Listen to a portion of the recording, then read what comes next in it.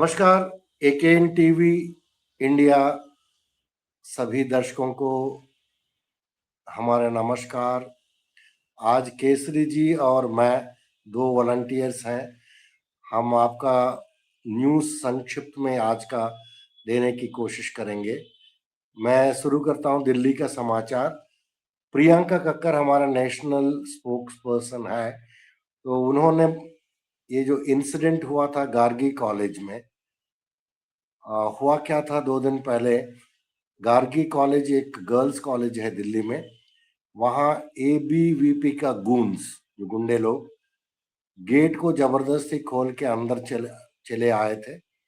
पता नहीं क्या करना चाहते थे, लेकिन वहाँ का लड़कियां बहुत ही साहस पूर्वक उनको विरोध किया, तो उनको भागना पड़ा। इसके ऊपर प्रियंका कक्कर ने प्राइम मिनिस्टर जी को एक वीडियो जारी किया कि सर, आप महिलाओं का आरक्षण, महिलाओं का वेलफेयर के लिए कुछ बात कर रहे थे पार्लियामेंट में। ये जो चीज हुआ है, इसके ऊपर एफआईआर क्यों नहीं हुआ अभी तक? तो ये है। दूसरा, एक्स प्लेटफॉर्म के ऊपर कुछ कमेंट्स आए हैं महामानव के ऊपर। उन्होंने बताया था कि महामानव जब पैदा हुए थे वो जनरल कास्ट के थे, फिर बाद में जब चीफ मिनिस्टर बने ओबीसी बने, फिर बाद में प्राइम मिनिस्टर बने अति ओबीसी बने, एक्सट्रीमली बैकवर्ड। अभी अगला अगर इलेक्शन आ जाएगा तो वो ट्राइबल बन जाएगा, ऐसा कुछ व्यंग में किसी ने पूछ रहा था। अरविंद केजरीवाल ने आज फिर से स्वर्णकांत शर्मा के कोर्ट में पेश हुए थे, रिक्वेस्ट करते हुए कि उन्होंने ईडी का जो वकालता था उसको उनके भी रिजाइंडर देने के लिए एक्सेप्ट करो बोल के, लेकिन जज स्वर्णकांता ने मना कर दिया। बोला कि हमने आपको एक मौका दिया है, लेकिन रूल के मुताबिक हम ही चलेंगे बोल के। तो ये आज का समाचार है। लेकिन अगर आप देखा जाए तो बहुत अच्छा, ये जो अरविंद केजरीवाल का जो केस के बारे में रिक्यूजल का, 3 चीज सामने आए। एक तो है कि उन्होंने खुद ही रिप्रेजेंट करते हुए स्वर्णकांत शर्मा को बोला कि आप जो है रिक्यूजल करना चाहिए, क्योंकि आप एबीवीपी का वो आरएसएस का प्रोग्राम्स में जाते हैं। दूसरा, उन्होंने बोला कि आपके बच्चे जो है वो गवर्नमेंट का काउंसिल बनते हैं, तो ये कॉन्फ्लिक्ट ऑफ इंटरेस्ट हो जाता है। तीसरा, उन्होंने पहले से शुरू से ही बोला कि आपको, मेरे को नहीं लग रहा है कि आपका कोर्ट से मेरे को कभी भी न्याय मिलेगा, क्योंकि अभी तक मिला ही नहीं है, करके उन्होंने पूरा उदाहरण दिया। तो यहाँ थोड़ा बहुत तो जुडिशरी के बारे में कॉन्वर्जेशन शुरू हुआ है, ये अच्छी बात है। अब आते हैं पंजाब के समाचार। पंजाब ने पुलिस 64 किलो का हेरोइन जब्त किया है, 2 लोगों को अरेस्ट किया है। आपको मालूम है ड्रग वॉर अगेंस्ट ड्रग्स वहां चल रहा है। और मान साहब ने, आपको मालूम है कि कई सारे डेवलपमेंटल प्रोजेक्ट शुरू किए थे।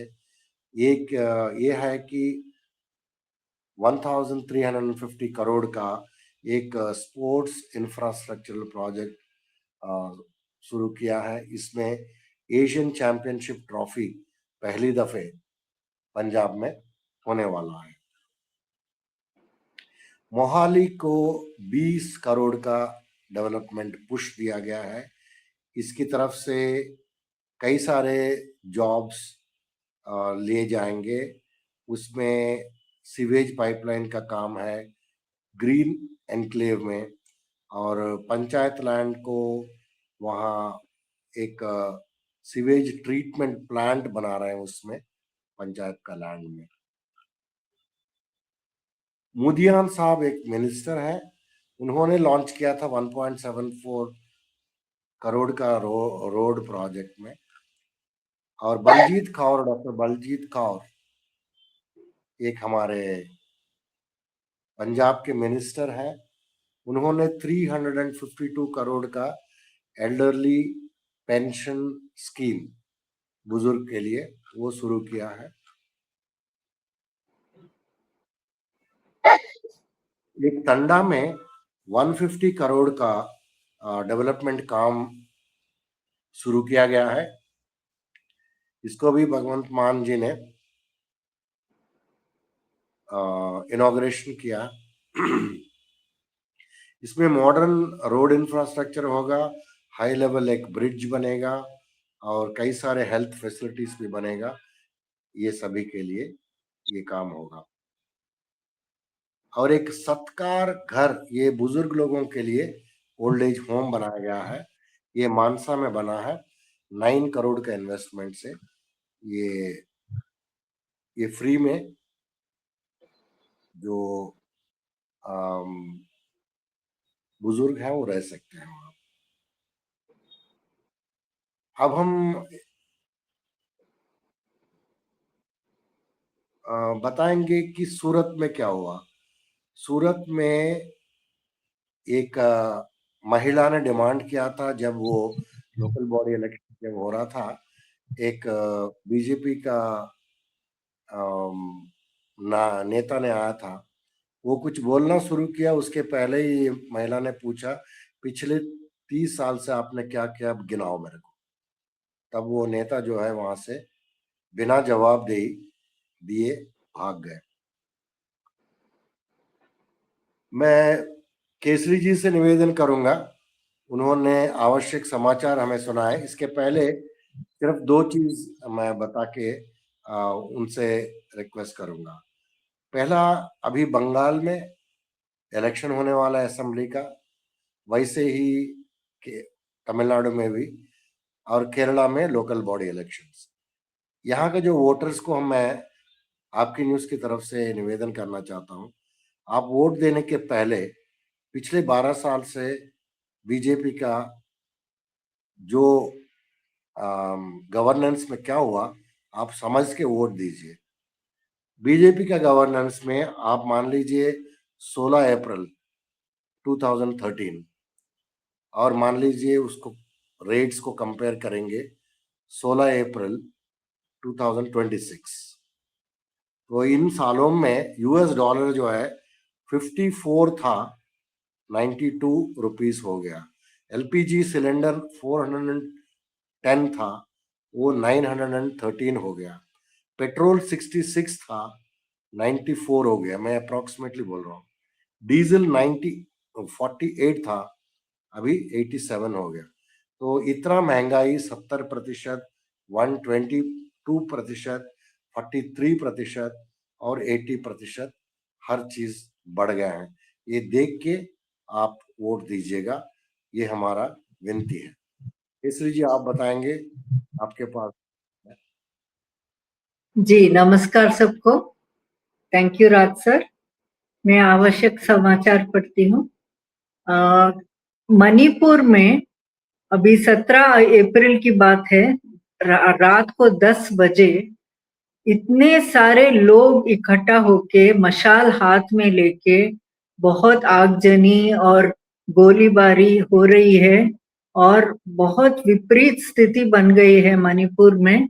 इसका कोई भी सूद नहीं ले रहा है, सब लोग चुपचाप बैठे हैं और यहाँ कोई जस्टिस होगा या नहीं पता नहीं। ये सोचने वाली बात है। तमिलनाडु में एमके स्टालिन जी ने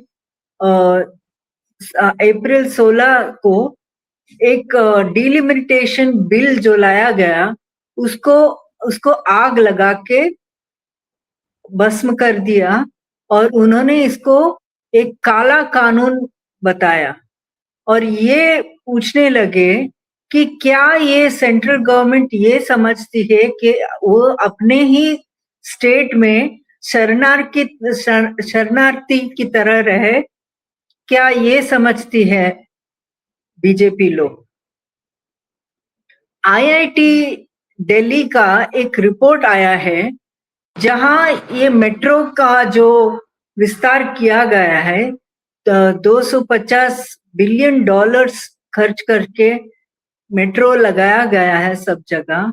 वहां एक प्रोजेक्शन होती है कि इतने सारे लोग मेट्रो में जाएंगे, लेकिन उसके मुकाबले सिर्फ 25 या 35% लोग ही जा रहे हैं, जहां उनका प्रेडिक्शन बिल्कुल गलत साबित हो गया है। जो प्रोजेक्टेड फिगर्स है उसका सिर्फ 25% लोग जा रहे हैं ये मेट्रो में। और ये जो थर्ड टायर सिटीज जैसे कानपुर, वहां सिर्फ 2% लोग जा रहे हैं। इतने 2% का राइडरशिप है वहां। तो बिल्कुल जो प्रोजेक्टेड एस्टिमेट है वो उसके बिल्कुल विपरीत है।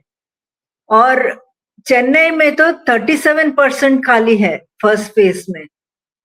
और ये सब क्यों हो रहा है? उन्होंने एक्सक्यूज दिया है कि नहीं नहीं, ये जो प्रोजेक्टेड हम लोग ने बोला है वो ही गलत है, वो सही नहीं है।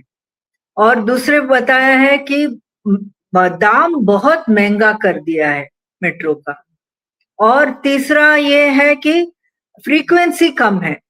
कभी कभी कभी 5 मिनट में एक बार आता है, कभी कभी 25 मिनट में एक बार आता है। तो ऐसे करने से लोगों का भरोसा नहीं है मेट्रो के ऊपर। तो इस तरह से राइडरशिप कम हो रहा है। बस आवश्यक समाचार के लिए धन्यवाद। थैंक यू केसरी जी। ये आपने बहुत अच्छा समझाया हमको। ये जो मेट्रो प्रोजेक्ट्स जो है टियर 3 सिटीज में, टियर 2 सिटीज में ऐसे बनाया जा रहा है कि जैसा कानपुर, नागपुर, पुणे, और कोई जरूरत ही नहीं है वहाँ, और राइडरशिप तो बिल्कुल नहीं है। लेकिन सेंट्रल गवर्नमेंट इसलिए करती है ताकि वो बहुत बड़ा इंफ्रास्ट्रक्चर प्रोजेक्ट्स है, उसमें पैसे खाने का ज्यादा मौका मिलता है उनको। वैसे ही एयरपोर्ट्स का भी हमने आपकी न्यूज में बताया। 7 एयरपोर्ट्स यूपी में बनाए गए हैं, उसमें 5 बंद हो गया, कोई फ्लाइट ही नहीं जाता। तो वैसा ये बहुत बड़ा जो प्रोजेक्ट्स, हम असली बात तो नहीं कर रहे बिल्कुल, वो है बुलेट ट्रेन अहमदाबाद, दिल्ली, बॉम्बे के बीच में, मुंबई के बीच में। तो ये सभी चीज एकदम बेकार का खर्चा है, और पूरा टैक्स पेयर्स का पैसे को बर्बाद करने वाली डिसीजन है बीजेपी गवर्नमेंट का पिछले 12-13 साल से। इससे अच्छा आप मान लीजिए सभी को इलाज करवाना है, हॉस्पिटल बनाना है, सभी को शिक्षा, अच्छा शिक्षा देना है, तो उसके लिए स्कूल बनाना और इंफ्रास्ट्रक्चर बनाना, और उसके बाद अच्छे से सुविधाएं देना, टीचर्स को एम्प्लॉय करना। ये करने से देश को तरक्की होगा। वैसा कोई एयरपोर्ट बनाया, कोई मेट्रो बनाया जो नहीं चलती है, उसके ऊपर लॉसेस हो जाते हैं, उससे क्या फायदा होने वाला है? तो ये चीज बदलना चाहिए। और आज का समाचार यहीं समाप्त होता है। आप सबको जुड़ने के लिए बहुत बहुत धन्यवाद।